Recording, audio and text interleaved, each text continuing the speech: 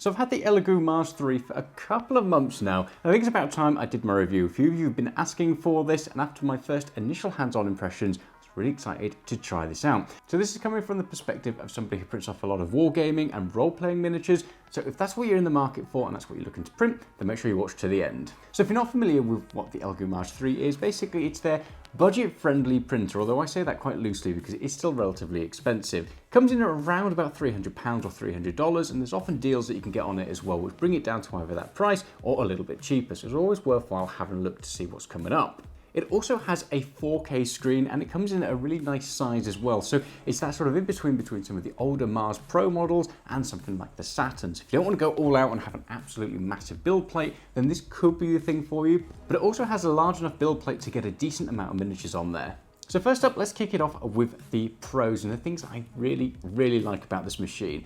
And the first one is that the print quality is absolutely superb. So I came from an older Elegoo Mars Pro, so obviously I was expecting a relatively big jump up. I did have a sort of stopgap where I went to the Saturn, but that was a bit overkill in terms of the size for me. And then I went over to the Mars 3, and I have not been disappointed. This thing prints off some incredible quality miniatures with relatively little tinkering. So the stuff that I was getting out of the box without messing about with any of the settings or anything like that was really spot on. I had no complaints at all. It looked fantastic. So one thing that I really love about it is it's been quite easy to actually get even better quality prints with a little bit of tinkering. So I did mess about with it a little bit, had some research, and I wanted to get that layer height down to 0.02 millimeters. Now this is something that I'd always struggled with in the past and never quite managed to pull it off, but on the Elegoo Mars 3 it was pretty easy to do. I'll throw my settings up on the screen so that if you get this machine or if you have a similar thing, you can test it out. Just bear in mind that I'm using the Elegoo ABS light resin, so the settings may vary depending on the resin that you're using.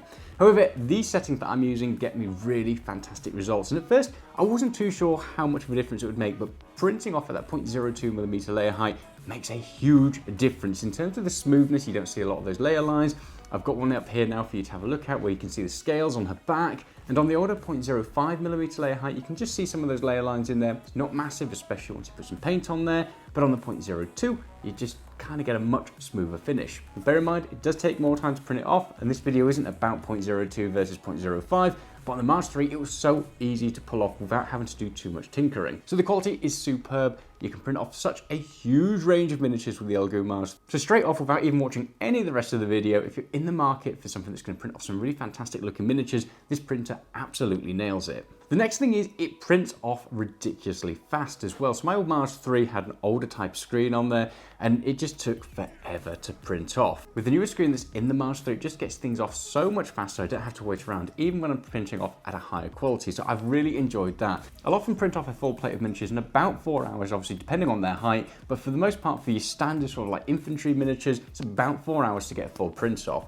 You can get it faster as well, again, if you tinker around with the settings, but these are pretty much the default ones I've been using. Another nice to have is it's really easy to clean. So it's got a tank clean feature in there, which basically press a button and it kind of cures the bottom layer of resin. Now, if you use some supports and stick them in there first, you can peel the whole thing out. And it just means that you're not having to scrape around and like empty your vat all the time and dig around just to get it clean. So cleaning this thing is really easy as well, which is, again, just a nice quality of life thing to have on there. In terms of build quality, everything's on the front as well. So your USB port and your power port, and also obviously your screen. Some machines, it's on the side. The screen, not the screen, but the USB port, and sometimes they're on the back as well, with like the power, and that can just be a bit frustrating because then you kind of have to reach around or just tinker about with it to try and get to the places you want. Having everything on the front, at least in my opinion, I know it's a preference thing, I really like it. It's just everything is easy just to put USB in there, turn the power on and off, and yeah, I don't have to fiddle about with it too much. So that's my list of pros and the things I love about the Elegoo Mars 3. However, there are definitely a few cons and some things that you need to take into consideration if you're plunking down your cash to get this machine.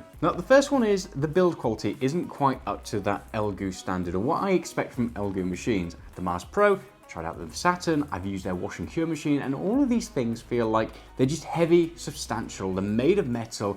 They're not going to tip over, they don't move, they often have those leveling feet on the bottom, they're rubberized so they don't slip. The Elegoo Mars 3 has none of that. It's basically, it feels kind of cheap out of the box.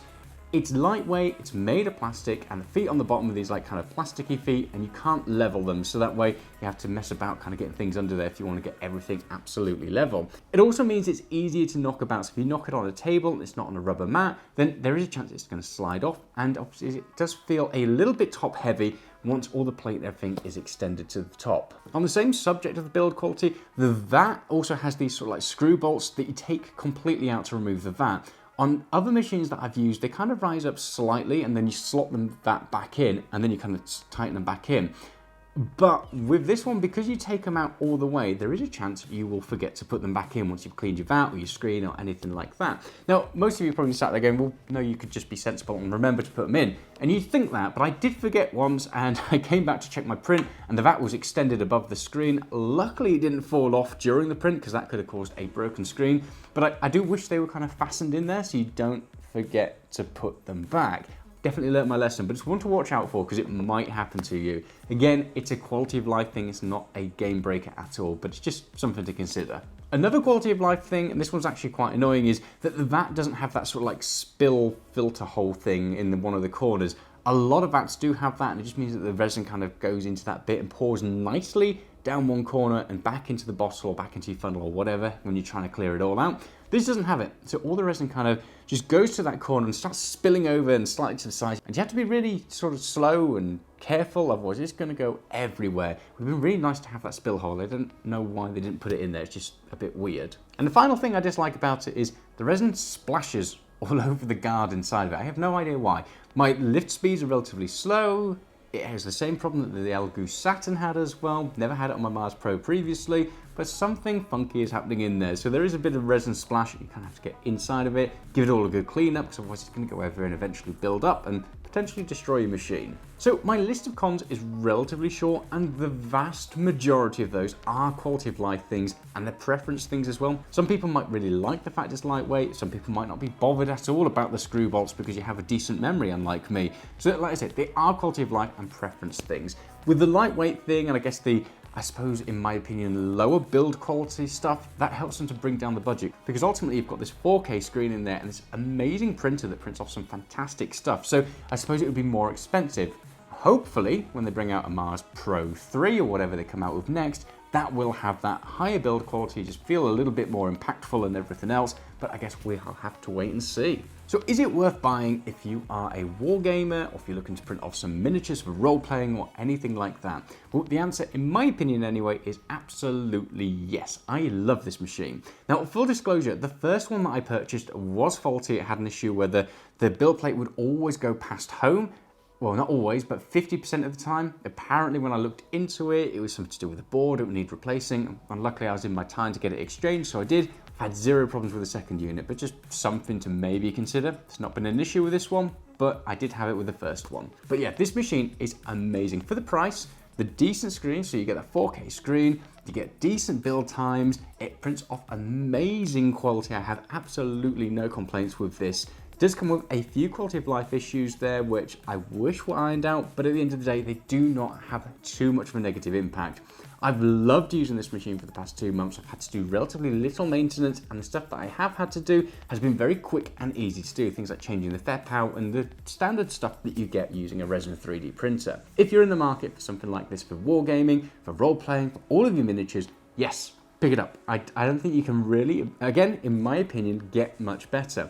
There are other machines that have recently landed that offer a slightly bigger build plate. They offer similar screen quality as well, but a lot of those do come in at a higher budget, so that's worthwhile bearing in mind. So in a nutshell, that is my review of the Elegoo Mars 3 for miniatures and wargamers. I think it's a fantastic machine. It's a great sort of compromise between quality and price point as well. And you get so many miniatures on one plate. I just think it's a great little compromise between being too small and too large. So if you've got any questions about the Elegoo Mars 3, throw them down in the comments below. And if you've got any suggestions or anything you want me to cover, then I'll do that as well. In the meantime, hit that subscribe button, come along for some more 3D printing content. I will see you soon. Bye.